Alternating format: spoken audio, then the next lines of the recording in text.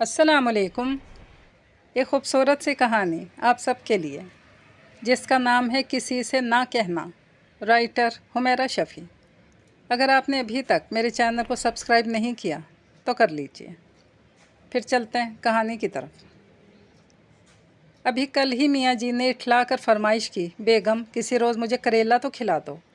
वो भी किसी अच्छे मूड में बैठी थी। झट इस बात में सर हिला दिया। उन्होंने अगले ही दिन मुलाजिम के हाथ ढेर सारे हरे हरे करेले भिजवा दिए। अब वो पसीने से शराबोर किचन में खड़े हुए भरे करेलों से नबरद आजमा थी। जब गेट पर बेल बजी, बच्चों ने दरवाज़ा खोला, फिर एक ज़ोरदार नारा मारा, चची आईं। वो चूल्हे की आंच धीमी कर ही रही थी जब देवरानी साहिबा डायरेक्ट वहीं तशरीफ़ ले आईं। अस्सलाम वालेकुम भाभी जान। वालेकुम अस्सलाम। उन्होंने पुरतिपाक से इस्तकबाल किया। आओ अंदर चलते हैं, यहाँ तो बहुत गर्मी हो रही है। नहीं भाभी, यहीं 2 घड़ी के वास्ते आई थी। गुड्डू बाहर मोटरसाइकिल पे खड़ा है, बस एक ज़रूरी बात करनी थी। वो चौकन्ना नज़रों से इधर उधर देखते हुए तेज़ तेज़ बोल रही थी। उनके पुरस्कार अंदाज पर वो भी ठिठक गई। क्या बात है नौशी, खैरियत तो है? हाँ भाभी, है तो खैरियत, मगर एक ख़बर है, हो सकता है आपको पहले से पता हो। वो भी बाहर देखकर मोहतात अंदाज में बोल रही थी। खुलकर कहो नौशी, फ़िक्र ना करो, इस भरी गर्मी में किचन के पास कोई भी नहीं फटकता। उन्होंने नौशी को तसल्ली दी। अब तो मारे तजस्सुस के उनका अपना भी बुरा हाल था। वो भाभी दरअसल वो फ़हद ना। वो अटकी। हाँ हाँ, क्या हुआ फ़हद को? वो घबराई। भाभी जान माहरूख से इसकी मंगनी करने जा रही हैं। क्या भाभी? तुम्हें किसने बताया? बस उड़ती उड़ती सुनी है, आपको भी सुनगुन मिल ही गई होगी। इसलिए भाभी मशकूक नज़रों से घूरा। हाय बिल्कुल नहीं, मुझे तो कुछ भी पता नहीं। भाभी ने तो सरसरी तस्करा ज़रूर किया होगा, वो बज़िद थी। तुम्हारे सर की कसम, उन्होंने तो मुँह से भाप भी नहीं निकाली, वो रो देने को थी। अच्छा तो फिर आप भी ना निकालिएगा ये बात। इतने में बाहर से मोटरसाइकिल का हॉर्न बजा। लो गुड्डू बुला रहा है। अच्छा मैं चलती हूँ। बस भाभी प्लीज़ किसी से ना कहिएगा। वो जाते जाते फिर बोली, तुम फिक्र ना करो। उन्होंने इसे तसल्ली दी। नौशी के जाने के बाद बाकी का काम उन्होंने बददिली से निपटाया। दिल को एक अजीब सा मलाल होता रहा। हालांकि फ़हद की मंगनी या शादी वगैरह का सबसे ज़्यादा अरमान इन्हें ही था। आखिर माँ बनकर पाला था उन्होंने इसे। जब वो ब्याह कर आई तो 6 माह का गुफलो सा फ़हद भाभी जान की गोद में था। इन्हीं दिनों भाभी जी का यरकान बिगड़ गया। तबीयत इतनी ख़राब हुई कि जान के लाले पड़ गए। वो हॉस्पिटल चली गई और इनके मियाँ ने आप दीदा होते हुए नन्हे फ़हद को उनकी गोद में डाल दिया। पूरे 3 साल तक उन्होंने संभाला। फिर भाभी जान की सेहत बहाल हुई तो फ़हद उनके यहाँ गया।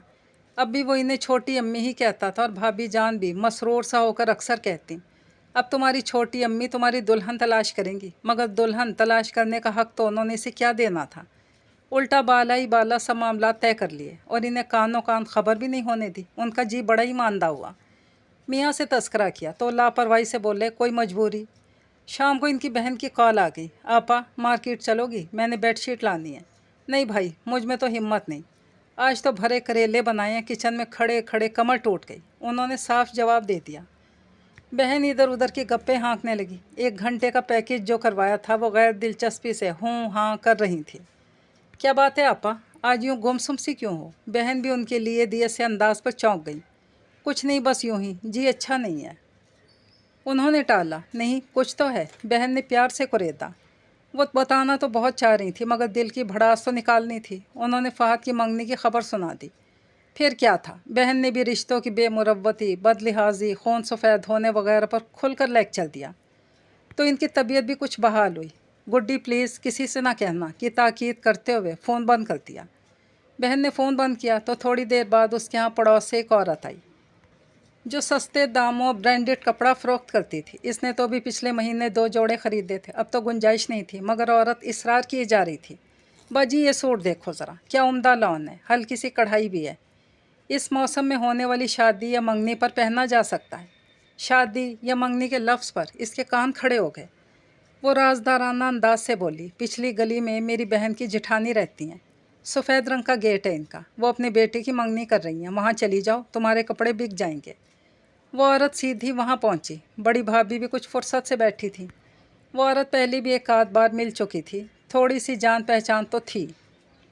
भाभी जान ने खुश दिली से इसे बिठाया। वो भी तसल्ली से अपना सामान खोलने लगी। सबसे पहले फैंसी जोड़े ही निकाले। बाजी जान ये देखें ज़रा, कितने नफीस जोड़े हैं। आप अपने बेटे की मंगनी कर रही हैं तो बहू के लिए पसंद कर लें। اس کے تو پہلی ہی جملے پر بھابھی صاحبہ کے 14 طبق روشن ہو گئے۔ جو بات انہوں نے ابھی فقط سوچی تھی وہ اتنی جلدی وائرل کیسے ہو گئی؟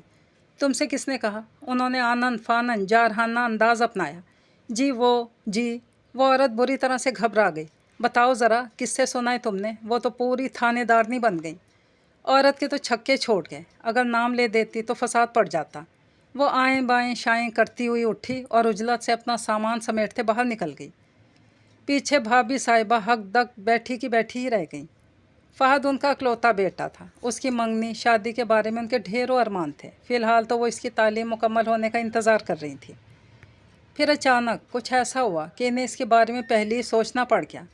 دراصل ان کے میاں کی کزن تھی، نہایت سلیقہ شار اور سمجھدار، مگر بدقسمتی سے شادی اچھی جگہ نہ ہو سکی۔ سسرال والے کم ظرف سے لوگ تھے، بیمار ہوئیں تو شوہر نے توجہ سے علاج بھی نہیں کروایا، دنوں میں ہی چٹپٹ ہو گئیں۔ بیچاری کی صرف ایک ہی بیٹی تھی، ماہ رخ، انہی کی طرح خوبصورت اور خاموش طبع، بے حد پیاری بھی تھی۔ یوں ہی کبھی کبھار کے آنے جانے میں انہوں نے اپنے فہد کی اس میں دلچسپی بھانپ لی۔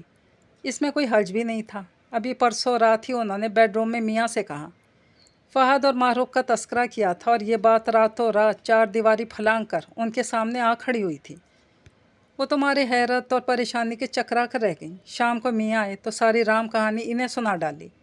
آخر بات گھر سے باہر کیسے پہنچی؟ میں نے تو کسی سے تذکرہ تک نہیں کیا۔ آپ کہہ رہے ہیں کہ آپ نے بھی نہیں کہا؟ ان کو تو یہ بات ہضم ہی نہیں ہو رہی تھی۔ چھوڑو بیگم، کیوں اپنی جان ہلکان کر رہی ہو؟ تم نے سنا نہیں کہ دیواروں کے بھی کان ہوتے ہیں؟ ہم کوئی چوری چکاری تو نہیں کر رہے جو ڈریں۔ اپنے بیٹے کی منگنی ہی کر رہے ہیں نا۔ تم خاندان میں اعلان کر کے افواہوں کا گلا گھونٹ دو۔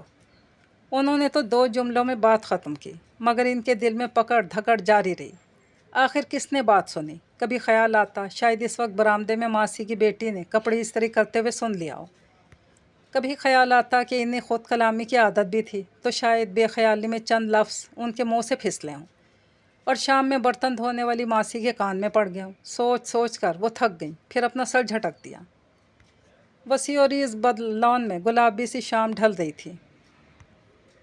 فضا میں پہلے کی نسبت آج کچھ ٹھنڈک سی تھی۔ ہر طرف رنگین پیرہن اور سجے بنے سراپے اپنی چھپ دکھلا رہے تھے۔ سامنے صوفے پر سفید کرتا شلوار میں تیار فہد اور اس کے پہلو میں کاسنی ستاروں سے بھری میکسی زیب تن کیے سر جھکائے ماہ رخ بیٹھی تھی۔ منگنی کی رسم ہونے جا رہی تھی۔ بھابھی صاحبہ سہج سہج کر قدم اٹھاتے ہوئے تشریف لاتے ہوئے فہد کے ساتھ ہی بیٹھ گئیں۔ ان کے ہاتھ میں ایک چھوٹی سی ڈبیا تھی۔ وہ ڈبیا کھولتی ہیں، خوبصورت سی انگوٹھی ننھے ننھے نگینوں سے مزین دمک رہی ہوتی ہے۔ فہد سمجھتا ہے کہ وہ انگوٹھی اس کی جانب بڑھا رہی ہیں۔ وہ عجلت سے انگوٹھی اچکتا ہے اور بے دھیانی میں ماہ رخ کی انگلی کے بجائے انگوٹھے میں پہنانے لگتا ہے۔ انگوٹھی پھنس جاتی ہے۔ اب ایک گھامڑ کیا کر رہے ہو؟ بھابھی اس کو ڈپٹتے ہوئے انگوٹھی ماہ رخ کے انگوٹھے سے نکالتی ہیں، پھر مہمانوں کی طرح منہ کر کے کہتی ہیں، اس کو تو ماہ رخ کی چھوٹی ساس یعنی فہد کی چھوٹی امی پہنائیں گی۔ پھر وہ اپنی دیورانی کو پکارتی ہیں۔ دیورانی صاحبہ جو دل میں ڈھیر و شکوے شکایتیں سمیٹے بیٹھی تھی، ان کے اس اعلان پر منٹوں میں ہلکی پھلکی ہو جاتی ہیں۔ وہ مسرور سے اسٹیج پر تشریف لائیں اور اپنی عزت افزائی پر مغرور سے ہو کر پہلے جیٹھانی صاحبہ کے گلے لگیں، پھر فہد کو پیار دیتی ہے۔ اس کے بعد ماہ رخ کو انگوٹھی پہنا دی گئی۔ منگنی کی رسم ہوتے ہی کھانا لگ جاتا ہے، ہر کوئی مصروف ہو جاتا ہے۔ مہمانوں کا دھیان فہد اور ماہ رخ سے ہٹ جاتا ہے۔ فہد ماہ رخ کی جانب ذرا سا جھک کر کہتا ہے، ماہ رخ ڈیئر، منگنی مبارک ہو۔ ماہ رخ وقت خود میں سمٹ کر رہ جاتی ہے۔ وہ مزید کہتا ہے، تمہیں پتہ ہے مجھے تم سے پہلی نظر میں محبت ہو گئی تھی۔ میں نے تو کسی سے کہا بھی نہیں، ماما جانی کو نہ جانے کیسے خبر ہو گئی۔ وہ پھر شرما کر رہ جاتی ہے۔ ہماری لو سٹوری یونیک ہے، ابھی شروع بھی نہیں ہوئی تھی کہ کامیابی مل گئی۔ ہم کتنے لکی ہیں ماہ رخ، کون جانے کہ فہد حیات کو ماہ رخ سے کب اور کیسے محبت ہوئی تھی۔ بس سنو اب تم۔ اس سے پہلے کہ وہ جملہ مکمل کرتا، ماہ رخ کے لب واہ ہوئے۔ بس اب آپ کسی سے کہیے گا نہیں۔ فہد ایک لمحے کے لیے خاموش ہوا، پھر اس کے جملے کو انجوائے کرتے ہوئے ہنسنے لگا۔ بس پھر تم بھی کسی سے نہ کہنا۔ اسی نے اسی کا جملہ لوٹایا، پھر دونوں کی مشترکہ مدھر سی ہنسی سارے میں پھیل گئی۔ یہ کہانی یہیں پر تمام ہوئی۔ اللہ حافظ۔